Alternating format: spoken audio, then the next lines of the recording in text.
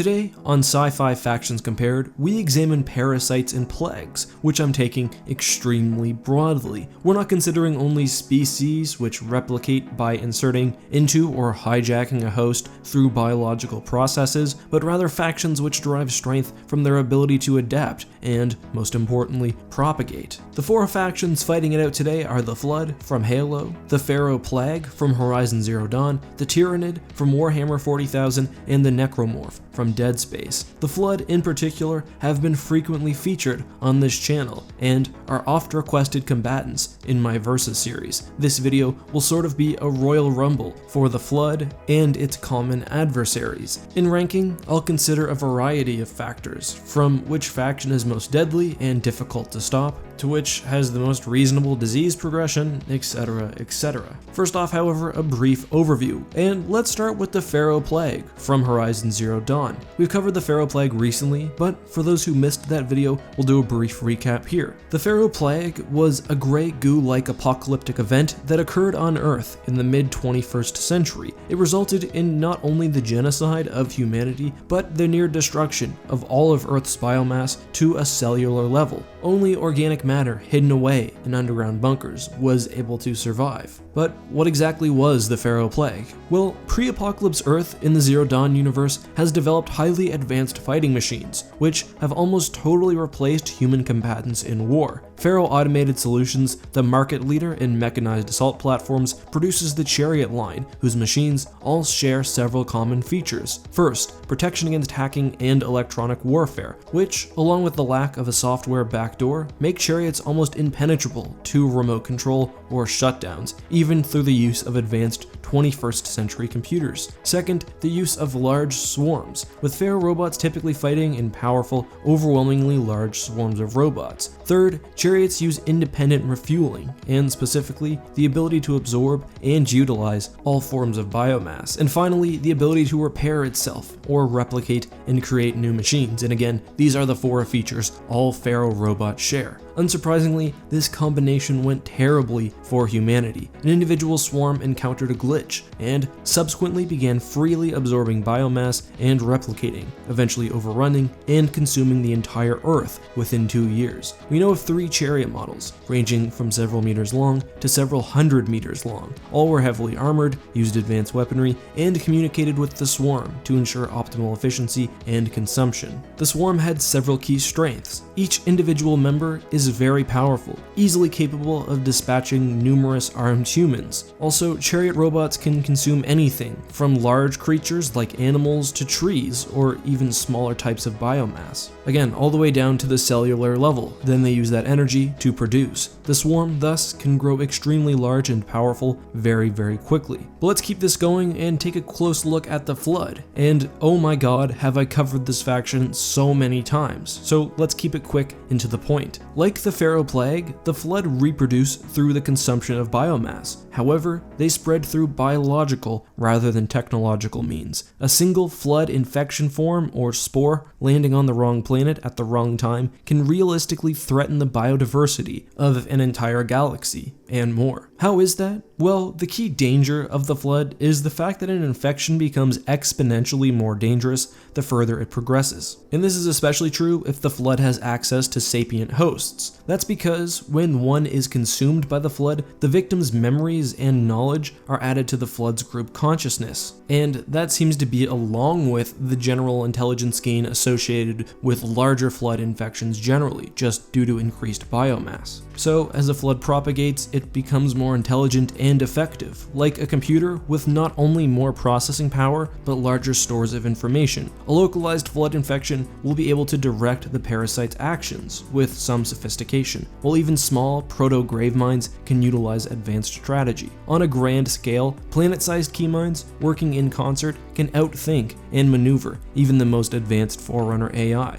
while also on the cusp of utilizing more advanced technologies. Unsurprisingly, typically the Flood's first move during an outbreak is thus to collect biomass in a central location, allowing the formation of a grave mine. So the danger of an infection and its progression is usually tied very closely to the sophistication evolution of the Central Intelligence. By the end of the Flood Forerunner War, with planets worth of biomass consumed, the Flood Intelligence overpowers the Forerunners, even gaining access to esoteric precursor technology, and had the Halo rings not fire, the virus would have likely moved to other galaxies, and even dimensions. The Flood seem to be able to propagate through individual infection forms, but also the virus itself, which in spore form can integrate into the biomaterial of a planet. The key to defeating the Flood is catching it early and being comprehensive. Every single spore must be destroyed, and if a Flood makes it off-world, it's likely going to be impossible to stop. The Flood have even shown the ability to repair heavily damaged starships for their use, all to spread the virus. But let's now move to the Necromorphs, which are surprisingly making their first ever appearance on my channel. At the heart, so to speak, of a Necromorph invasion is reanimated dead tissue. Typically, an invasion begins through the discovery of a marker. Markers at their basic level are a sort of ancient broadcasting device. However, they do far more than simply that. Markers actually accelerate and dictate the evolution of intelligent species, causing the eventually formed civilizations to find the marker and obsess over it. Humanity, for example, found the marker,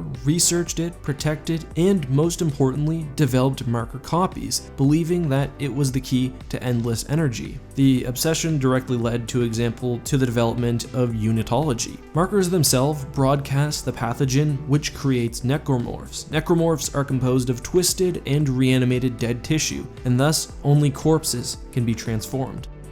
However, the marker signal not only has considerable range of reanimation, but once activated, also causes insanity and dementia to those within its vicinity. The maddening effect of the marker isn't immediately obvious or immediate, but after time, bodies eventually start to pile up through suicides and murders. The invasion can be caused by the activation of either the original black marker or one of the copied red markers, which will then communicate with each other to coordinate the attack simultaneously over considerable distance. Reanimated necromorphs are extraordinarily deadly. Their bodies are ripped apart and they grow barbs, spikes, and blades as appendages, are powered by tough muscles, and just generally extraordinarily violent and aggressive. They retain absolutely no form of their humanity, but are guided by the markers, allowing for planning and cooperation. Necromorphs cannot be killed through decapitation or serious injury, and only through full dismemberment can a necromorph be defeated. Many different forms of the zombies exist, some focused on survivability or killing, others on passing on the disease. Regardless, their goals are simple: kill and create more corpses. Outside of an active marker, necromorphs can pass on the disease through contact with either dead tissue or living tissue, which subsequently dies. The ultimate goal of a necromorph invasion is a convergent event. Convergent events occur when enough matter is transformed through the necromorph process, triggering the creation of a brethren moon. The marker flings necromorph tissue into the atmosphere, which mixes with the destroyed planet the marker had inhabited to form a singular large necromorph, known as a brethren moon. Once this process has started, the only way to halt it is through the destruction of the marker itself. Brethren moons then send out more markers, triggering the future evolution of more species, and thus more brethren moons, while also traveling to planets with unactivated markers to consume the planets themselves and those living on it. Brethren moons are extraordinarily well protected and very difficult to stop. They're also intelligent and can communicate with new outbreaks and markers, as we see in Dead Space 3. Finally, we have the Tyranids, a race of extragalactic spacefaring Xenos from the Warhammer 40,000 universe. Like the Flood, Tyranids share a central hive mind and exist almost solely to consume. By their arrival in Warhammer 40,000, they have potentially already destroyed entire galaxies, and now thus sport unending numbers. Unlike the Flood, Tyranids are biomechanical, with individuals created specific purposes. One of these purposes is reproduction, and Tyranids are typically produced inside hive ships, utilizing the organic matter from conquered planets. Upon reaching a planet, massive vessels rain spores from space, which not only land the first wave of Tyranid shock troops, but also begin to compromise the planet and its atmosphere, which is then prepared for collection. If resistance is encountered, massive beasts and creatures are launched, which overwhelm any defenders, allowing the free transfer of biomass through capillary towers. Tyranids are improved upon consuming sapient beings, as they learn their knowledge and skills, which are generally used to increase the effectiveness and variety of Tyranid forms. If resistance on a planet is overwhelming, a Tyranid fleet may use subterfuge, using specialized creatures like gene stealers or lictors to infiltrate the planet's civilization and defenses. Tyranid troops typically use blades, stalks, and razors, though some variants also used range attacks or even psychic powers. Psychic connections between Tyranids allow the Hive Fleet to direct swarms as a whole, while also exerting specialized control on individual beasts. What's more, the Tyranid fleet as a whole has many unique psychic properties. The faction's greatest asset is its sheer size, and for all intents and purposes, the Tyranid swarm is unlimited, with perhaps several galaxies worth of biomass consumed. The sheer size, combined with the visceral variety of troops and its adaptness at war, make the Tyranid an extraordinarily deadly foe. With the 4 factions now described, we have the difficult task of ranking them from worst to best, and I say difficult because these species differ heavily in both outbreak time and outbreak circumstance. For example, Necromorphs require a civilization to develop and take an interest in markers, preferably copying the markers themselves, while the Faro Plague was triggered by some sort of virus and was immediately deadly. What's more, the power of the initial outbreak varies, especially when compared to the ceiling of the faction. For example, the Flood are weak early on, but become a universe-scale threat at their greatest. The Necromorphs see a big jump in power with the creation of a Brethren Moon. The Faro Plague starts off deadly, but basically remains a similar level of power, and we have little information about early Tyranid events. Still, let's take a shot at rankings, and I think number 4 is clearly the Faro Plague. The swarm has a gray goo effect, and is almost certainly deadly to most planet-bound civilizations, due to their lethal combination of self-replication and matter conversion. However, they've only minimally shown increasing intelligence, they don't have the apparent capability to leave a planet, and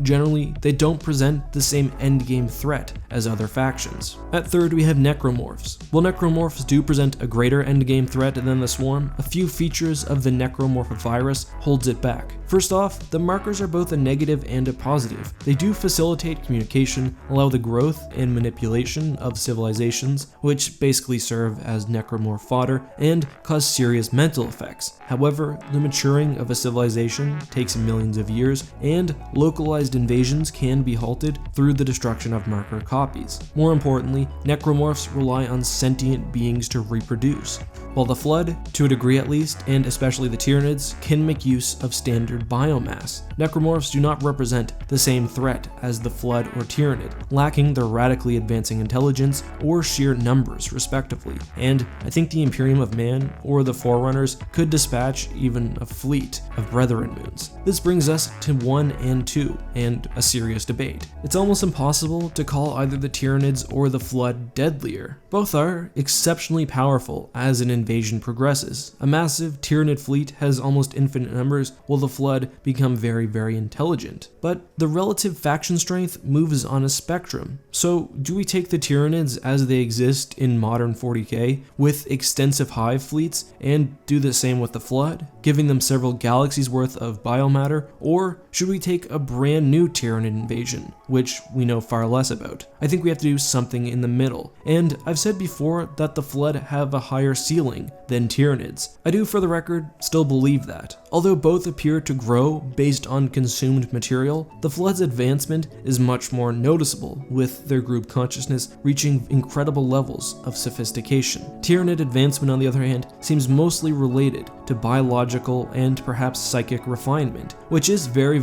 useful, but not as deadly on a macro scale. If the Flood consumed several galaxies worth of material, like the Tyranid hive fleets may have, I think they would be far more dangerous than even an endless fleet, and would probably have reached multi-dimensional status. However, there are many situations where the Tyranid are more dangerous. I think in a new outbreak specifically, Tyranids are deadlier, as they probably develop space travel very early on, and can produce produce their own combatants of whatever style, while a very new flood outbreak can technically be stopped with one vigilant human. Both species also have a variety of esoteric psychic abilities which are outside the scope of today's video. So I ask you, for the first time ever on Factions Compared, I want the audience to choose which faction comes in the #1 spot, and this will be recorded when I do my next big Factions Compared summary. So take a second and vote in the upper right hand corner, and let me know which one of these factions do you think deserves the first spot. Anyway, until next time guys, I really hope you enjoyed the video. This has been EckhartsLadder. May the Force be with you.